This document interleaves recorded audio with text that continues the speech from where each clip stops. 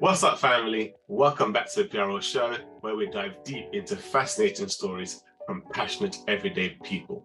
Today, we've got Lorraine Wright-Boateng with us, and let's get straight into it.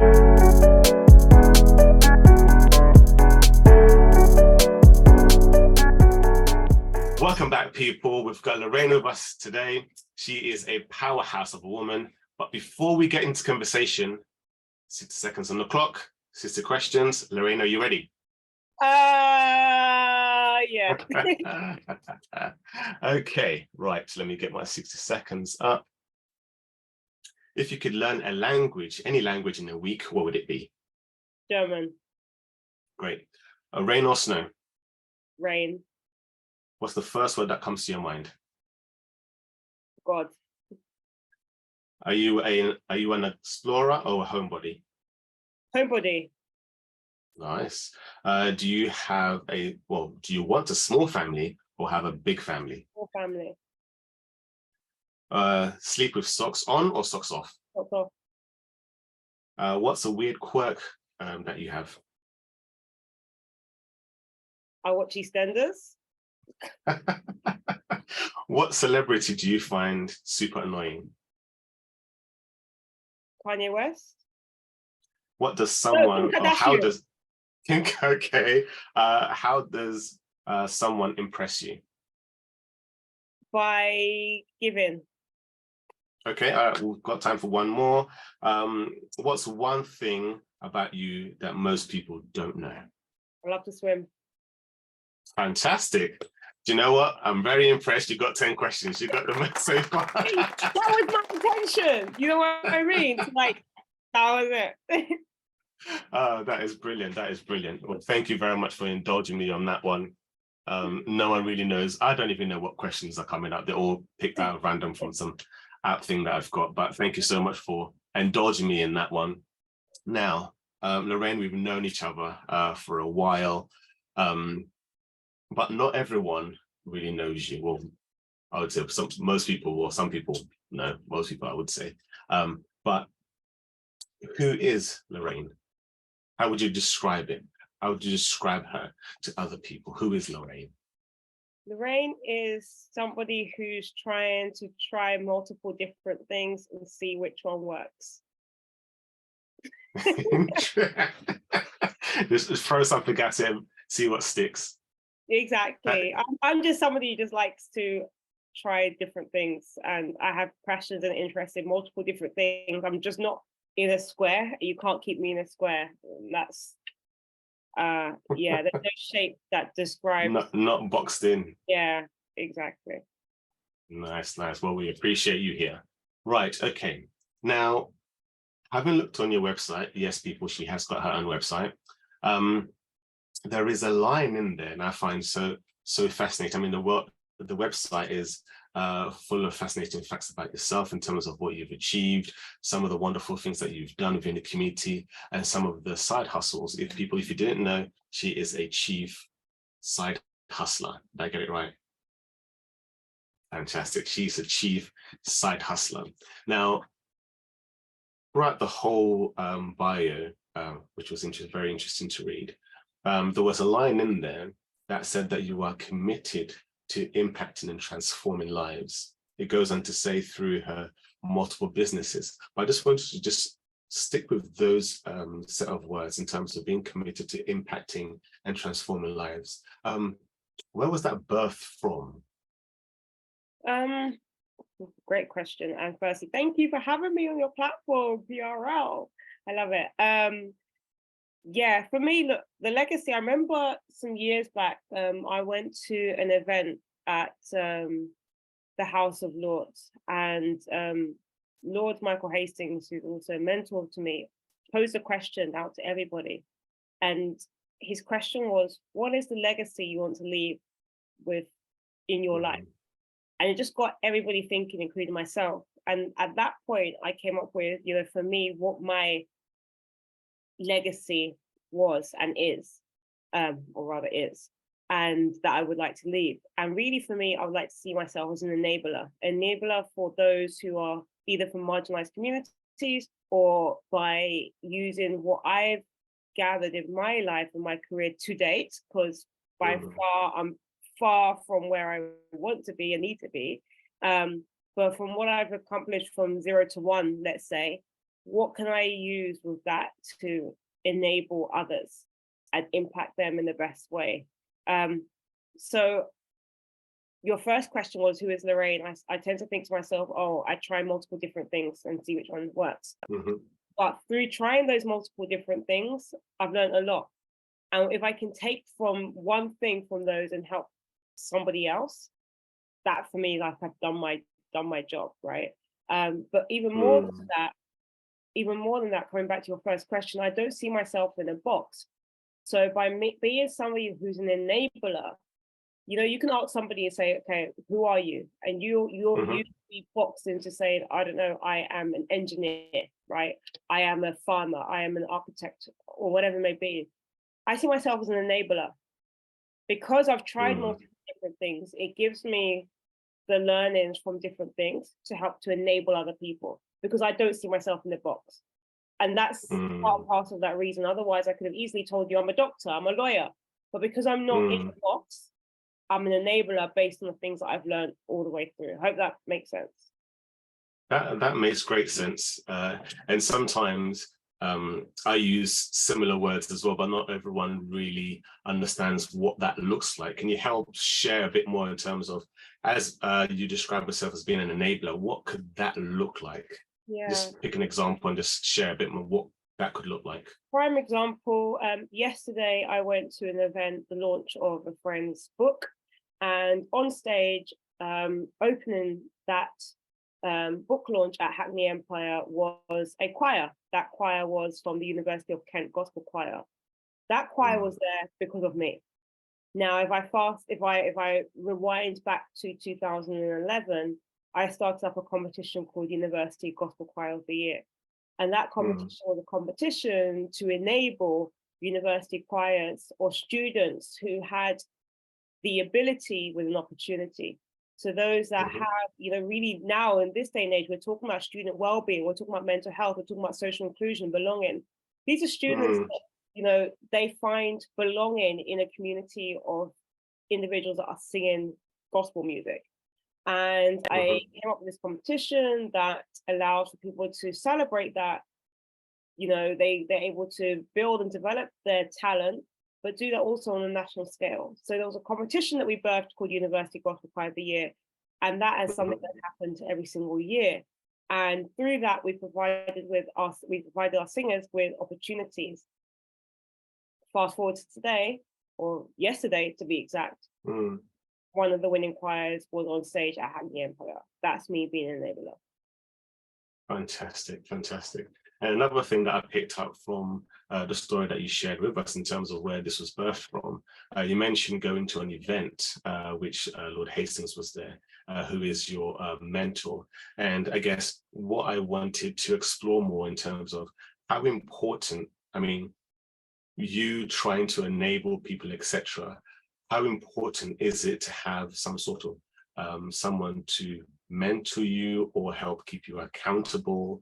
How important is that? And is that a key factor for us? For example, I speak for people who don't necessarily have people who can currently be in that capacity, or can you, I guess, circumvent that in a way, or is that a key to enable, quote unquote, using some of your words, to achieve what it is that you need to achieve? I believe I'm using my own personal experience because there's no quick answer to your question. You know, most people be like, yes, it's so important to have a mentor, da, da, da, da. I'll be very open and honest. I haven't really had many people that I can call mentors. What I do have is many people that I can say are inspirations and role models. So maybe it's a term mentor. And I would say I remember leaving school or college, and they literally, like, I remember being at school or college and they connected to like a mentor that you've been connected to at like a corporate institution. Like I remember having a mentor at PwC. That was the official relationship. I remember getting to the company that I was working with for a long period of time at UBS.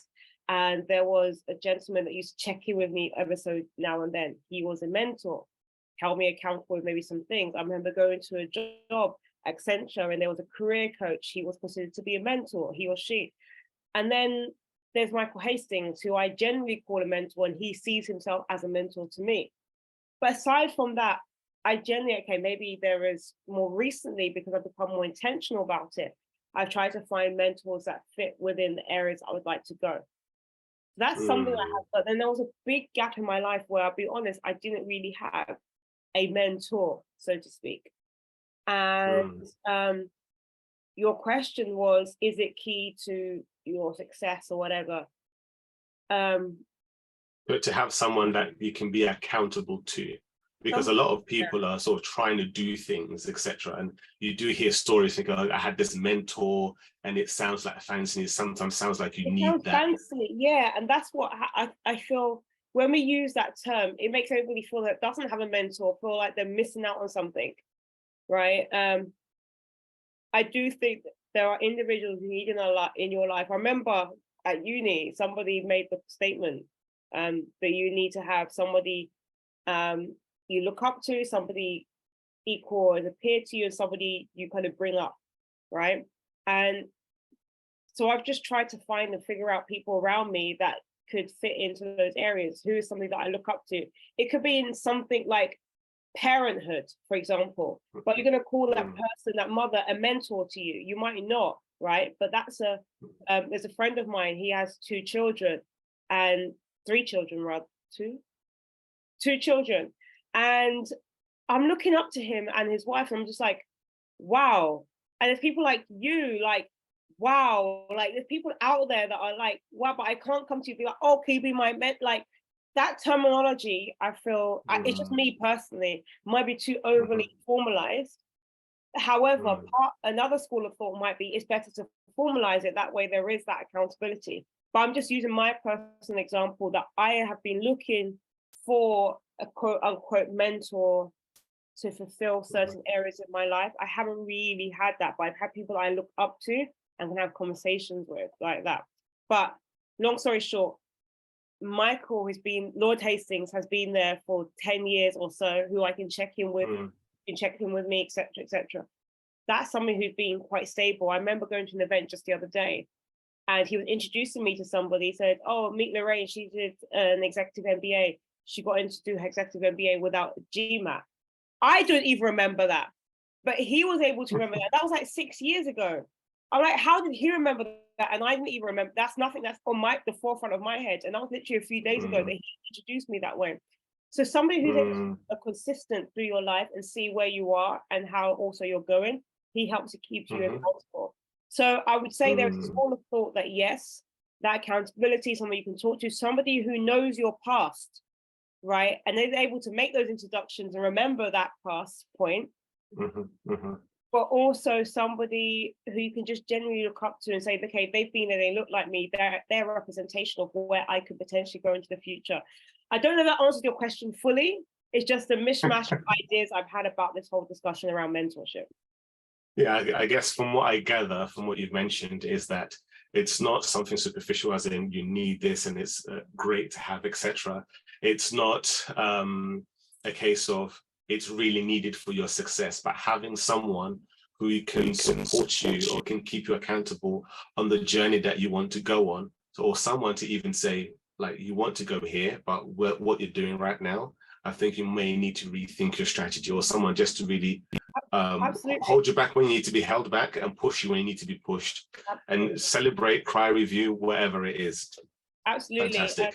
And just to come back to your point though, I do think, to use your words, I do think it's, if I had maybe other mentors in different areas of my life, but not necessarily calling them a mentor, but if I had other individuals that I had proactively gone out there to fill this void, maybe I could be further ahead. So there are different schools of thought. There are different I mean, I would also say,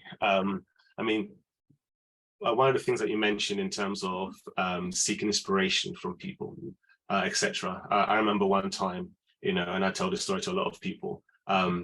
when I come out of uni and working, I'm on 25k a year. I'm thinking, yes, it's a promotion coming. I can get 27k. Like, I'm on it. And then I spoke to this guy and he was like, bro, like, why don't you like Yes, look up to 50k? Exactly. And they're thinking like, no, but it's like this one I can attain. It's like it's just there. 27 is just there. But it's like, no, why don't you aim for like Bigger. 50? And then you need people who can stretch you Yes. and stuff. So it's not necessarily that you can do without them or anything, but when you have people around you who can boost you to places that you may not even think about. But when you arrive there, you think, you know, I'm really thankful for this person enabling me, using some of your words as well, to actually reach this particular goal. And again, like you say, you know, doing it for other people or doing it for someone else who may have been in the position that you were in years ago, to say, you know, it is a possibility. One of the things I want to pick up on as well, you mentioned that in terms of impact and transforming lives, it was that partly that encounter, but I want to say probably it's before that, because I can see it in aspects of your life in terms of, you know, as I've known you, you've always been a high achiever and you've always sought to support people alongside. I've got so many stories, but probably not going to tell them all. I'll tell them all today. But just wanted to, like, for someone, I mean, for me, I sailed through life thinking, oh, like I can just get by. And then something happened and I thought, nah, I can't let this happen again. So I had to, that was another moment in my life, thinking, you know what, nah, this can't happen again. I need to do something about this now. I'd like to find out, have you always been a high achiever, or was there a spark somewhere down the line that you thought, or was it just parents saying, nah, like you need to, like, Parents don't, in my family, parents have never said, like there has never been that overt, you must do this. It's very covert, it's very innate. But it's innate in the sense that you've seen what your parents, that you just would have worked hard to make sure that you have a better life, or you make their struggle worthwhile, you know. So there's that aspect. I still don't see myself as a high achiever because I'm not where I need to be. However, I do see that I am somebody who wants to try and always achieve the best. And I love your example of, okay, here's 25K, you want to get 27K, and like somebody's come and told you there's 50K. So the moment I hear that 50K or whatever, now I'm working out, how do I get to it? Do you know what I mean? I'm that person. I'm like, if you're currently on, I don't know, grade C or GCSE, but you know there's an A, I'm going to try and figure out the way to get to the A. And that's just me. I don't think that's something that I think that's just a natural thing. It's just a mentality that you've grown up with and something that you've had all along. Yeah, I think so, but it's innate to, I think, upbringing. It not that there was an over, as I said, you must come home, why did you get a B? I don't think we ever got that. I know that's a comedic thing that most African children will say, but or descent say, but I don't think we got that in that sense. But what we did have was drummed into us about the concept of working hard. I remember at the age of 16, my mom dragging me down Clapham High Street to get a job with my CV. That's because there is an innate responsibility that she's given us to make sure that you do work for, work. And she does for all my siblings. So I think that's something that we got from a very young age. Fantastic.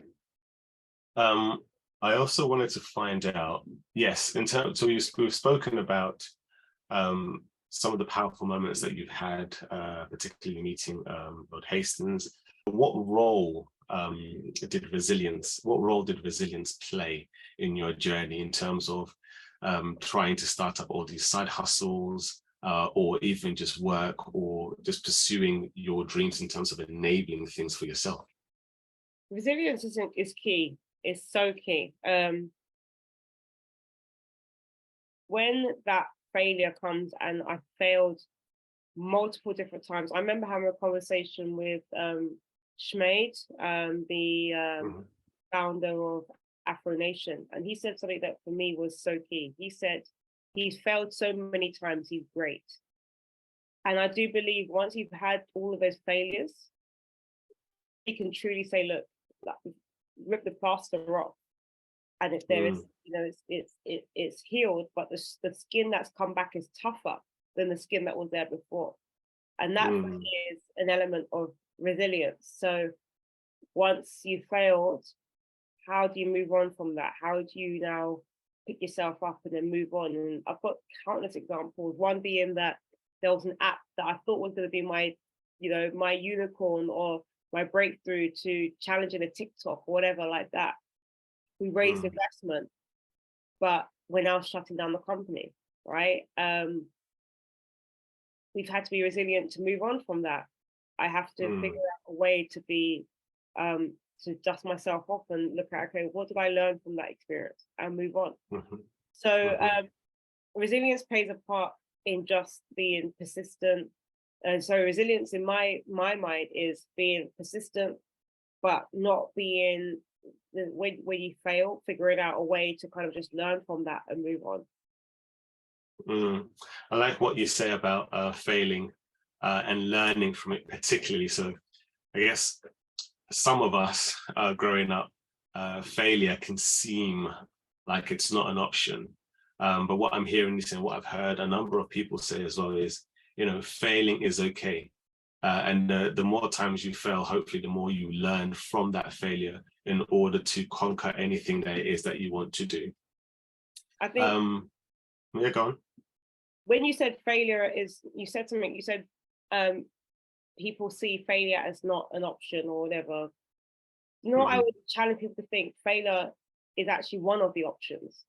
So I remember speaking to, I've got a salon in Ghana, and I remember speaking to the investor who managed to give me some money to start my salon.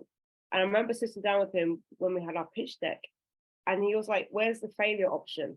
So if you draw, like the number of options for growth, and you draw the number of options for whatever exit, whatever it may be, there should be an option for what would failure look like. And once you understand that, how do you now, if you don't achieve all the things you've said that you're going to achieve in this debt, if you don't achieve that, what does that look like? So start to think through, okay, what does failure actually look like? So now, rather than saying failure is not an option, failure is an option, And I guess it's something that is not commonly known, it's not common knowledge. I mean, I've had to learn it the hard way in terms of, you do something, it doesn't work, and then someone tells you, encourages you to do it, and other people are saying, just let it go and do something else. And then you have to, I've had to just pick up myself and say, you know what, this is what I want to do, this is what I want to try, so I'm going to try and push it and just keep pushing. As you spoke about that resilience. But it's interesting to note that you've actually gone to pitch something, and the person's going to invest in you, saying to you, where is that failure option? Showing me, I guess, as a lesson to me in this moment to be like, you know what, it's, even though I know it's important, I have never actually put it as an option because all my options, apart from do nothing, there are options that are either going to be successful or will mitigate any particular edge case per se, but I've never had failure as an option, but that's something I've learned today as well. You mentioned your salon in Ghana. I know you've got a number of investments, a number of projects. She is obviously the chief side hustler. You speak a lot in some of the keynotes that you've given and some of the speeches that you've done or programs that you've been on, and you're quite pro promoting investment in Ghana and Africa as a whole. What's the, not the driver, but what's the, I guess, passion behind that? Because a lot of people, and I'm sure you've had your own stories in terms of, you go, you try, and you flop. I've tried a couple of things, trying to sort of network, get things done, and it's like, and people are telling you like, bro, yeah. But what's your constant push and driving, trying to drive people towards that as well? Constant push is the opportunity, right? We're still very early in what the trajectory of Ghana and, to that extent, the wider African continent. And I do believe there's opportunity there. The constant is, it's my heritage, Ghana. Sometimes I sit back and I wonder why our parents left to come and give birth in a Western culture, but they saw opportunity abroad. So now that we've been abroad and we see the opportunity there, why are we not trying to tap into that? And I always use the example everywhere I go to speak of, and a lot of people ask me, okay, well, what kind of things can I do? And I use this analogy, I think about Sir Isaac Newton when he discovered gravity. And when he discovered gravity, he said that he was in his garden or he was out somewhere, whatever, and sitting under a tree or beside a tree, and he saw the apple fall from the tree. And they said that he was able to discover or uncover gravity. And the word uncover means that something was there, it was covered. It was just surely, he just lifted up and saw it was there. Gravity was always there, but he covered it. So in my mind, I'm like, there's not there, you have to be on the ground next to the opportunity to discover it. And if we say there's opportunity, we have to be, it encourages people to go back how often they can. Obviously, you don't necessarily have to migrate there. But I'm trying to amplify or become an enabler in the area of people who can still be part of the diaspora, but still figure out ways to invest in Ghana without having to formally migrate there. All right, so that's something that I'm trying to uncover opportunities for. And the constant, to answer your question, is really just the fact that there are these opportunities out there. I guess we're slowly running out of time. There's a couple of things that I want to pick up on. So with the side hustles that you have, are you looking to, what's next for Lorraine? Are you looking to grow them in terms of add some more side hustles? Are you looking to more branch to just supporting people and growing other people? Is it both? Is it something else? What's kind of next for Lorraine? Good question. I want to double down to become more of an enabler. All these experiences I've tried, some have worked, some haven't worked. But the ones that haven't worked, how can I make sure that other people don't make those mistakes, right? So I want to double down on becoming still that enabler for others.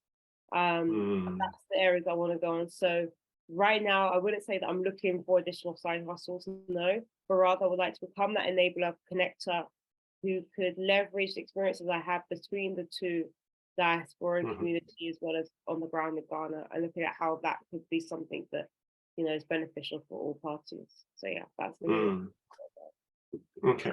And I guess, just a couple more. But for anyone watching this thinking, you know, I've been thinking about starting something for a while, I just haven't figured it out yet. I'm seeing people doing it out there. I'm seeing people on Instagram, on Facebook, on Snapchat, TikTok, wherever it is, they're all doing stuff. You know, what advice would you give to someone who's like, you know what, where do I start? I just don't know where to start. Start with, and I heard this point yesterday by Tim Campbell, apprentice. He said something. He said, start by, somebody asked a similar question. He said, start by where you spend the most time. So if you spend most time doing your eyelashes like I do, I'm going to see if maybe other people have similar challenge to me. And I'm going to start my own eyelash brand, which is what I did. I started the lashes brand in Ghana because I spend a lot of time doing it. So how do I make that time use more efficient and then generate revenue from that? I spend a lot of time myself looking into properties in Ghana. Okay, so how can I maximize that by turning that into a business? I spend a lot of time doing my nails in the UK. So how am I going to maximize that? I'm going to start my own shop. Like, so focus on where you start with, first of all, where you spend the most time, and then look at how you can bring in efficiencies into that, and then use that to monetize. That's really powerful. It aligns very well with something that I say to young people when I'm talking to them. Simply find something that you enjoy doing and get paid for it. It's that simple. And it's easier. You actually enjoy that process and enjoy doing this. Okay, so Lorraine, where can people find you and to hear more about what you're doing? Everywhere. Just Google my name. But Instagram, YouTube, TikTok. I'm not very vocal on Twitter, so you don't need to look there.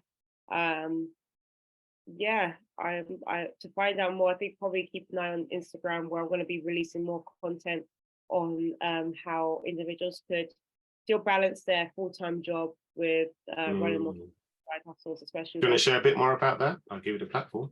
Yeah, so a lot of people ask me, Lorraine, how do you manage to run your whole, multiple different hustles while I was working a full-time job? And there are different strategies that have worked for me. So the plan really is just to enable others to do the same, through educating them through the experiences that I have. So yeah, that's what I'm going to be doing.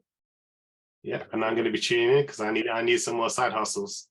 Anyway, thank you so much. Thank you so much for your time, Lorraine, everyone. Thank you too.